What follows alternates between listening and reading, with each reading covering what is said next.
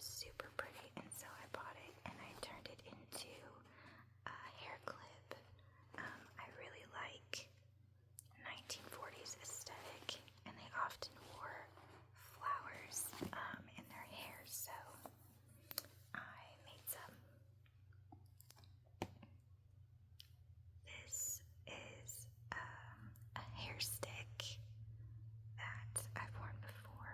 It really should be in a different bucket with my other hair stick, but somehow I ended up putting it away in here.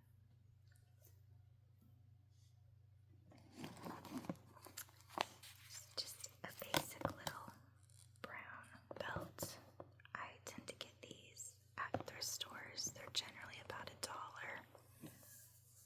so I can have a variety and not have to spend much for it. This is just a very lightweight little scarf. I tend to wear these in my hair a lot.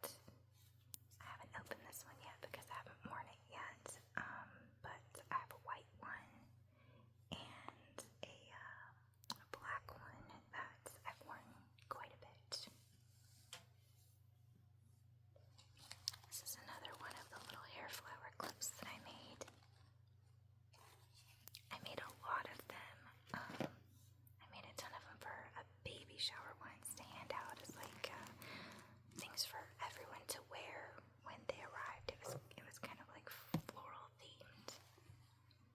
I really, really like this. Elephants are one of my very favorite animals, and I used to have this in my purse, so it's gotten stained up and worn out a bit.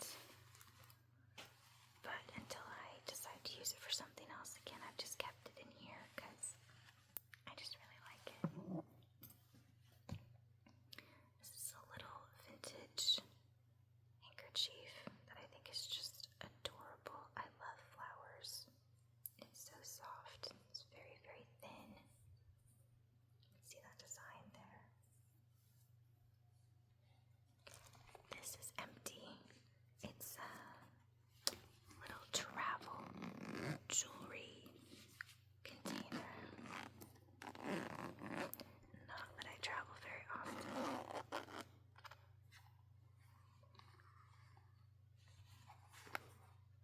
It's got a good amount of space for things, but it doesn't take up a lot of room. We have some more handkerchiefs. This one has a cute little edge on it.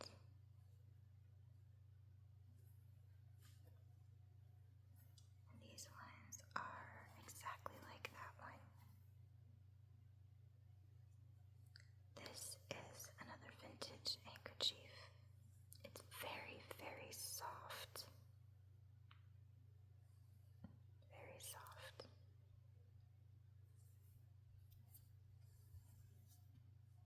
And this is that white scarf that is like the green one. Frustratingly, I've had several different colors of these scarves, and they are never the same size, ever, ever. They're supposed to be, but they never are. Some are longer, some are wider, like they are literally never the same. So, it's been a little frustrating because I will have a certain way that I put them around my head, and then I can't do that with the other colors. They each kind of have to have their own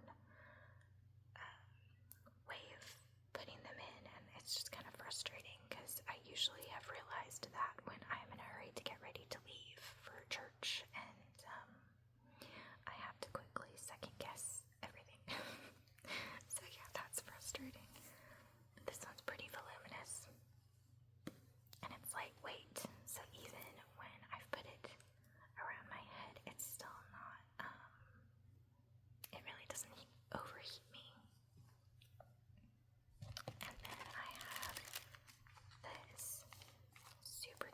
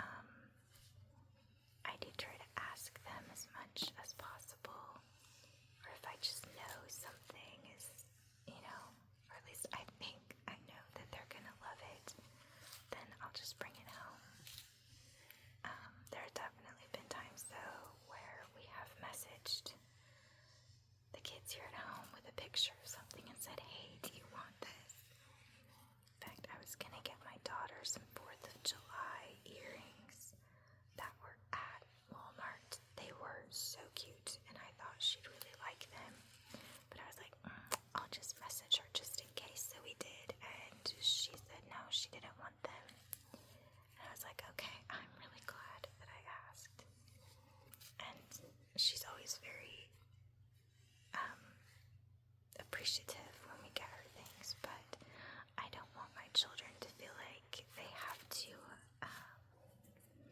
keep something that takes up space in their space that has no purpose for them.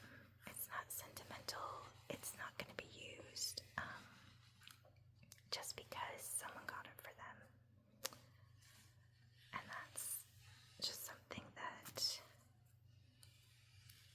I do with my kids because I feel like that's, in my opinion, a healthier mindset about things. We can appreciate the thought and the emotion behind a gift, or we can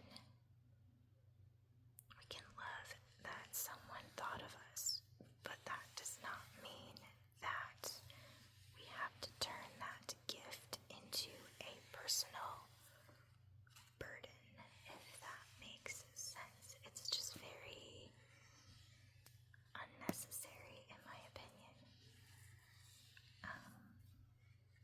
And I don't think it's rude to not keep something that someone gives you if, again, it's just gonna be sitting there adding stress and clutter to your space. It's okay to say thank you and move on.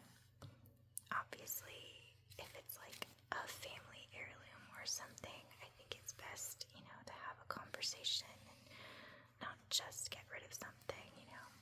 We've been given things before that were kind of family heirloom status, and instead of just donating them, we always ask our other family members, like, hey, do you want this? And we make sure that we get it to them if they would like to have it. There's been just a handful of times that no one has wanted something, and we did end up donating it, or in some cases selling it. But generally, we try to be careful with things that have sentimental value, possibly within our family. But yeah, someone else just giving a gift, it's okay to not keep it.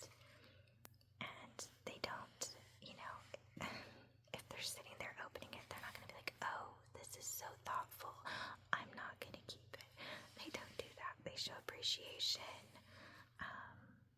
and the decision is made later so that feelings are not hurt. And my mom, like lots of other mothers, I'm sure, likes to de-stash and send us with tons of things every time we're at her house, even if it's something that, we're not really going to use it. So over the years, we've just told her, like, hey, if you send stuff home with the kids, or you put stuff in her car while we're there, or you insist we take something, that's okay, but there's a good chance it's not staying at our house, once you relinquish it over to us. Like, if we're not able to use it or we don't want it, it's gonna get donated, and she knows that now. So there's some things that she will ask, like, hey, if you want this and are gonna keep it, then you can have it. If not, then I'll do something else with it, and then we let her know if we're going to or not. I think it's just, again, in my opinion, a healthier way of looking at stuff, because we can get really bogged down with keeping things that are just stressing us out, or they cause hurt feelings when we look at them because maybe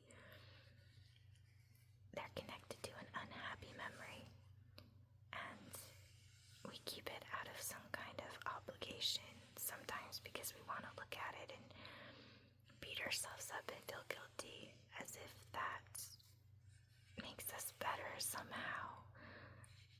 And it doesn't serve anyone. It doesn't help anybody. It doesn't make a situation better, So, in my opinion, it's okay to let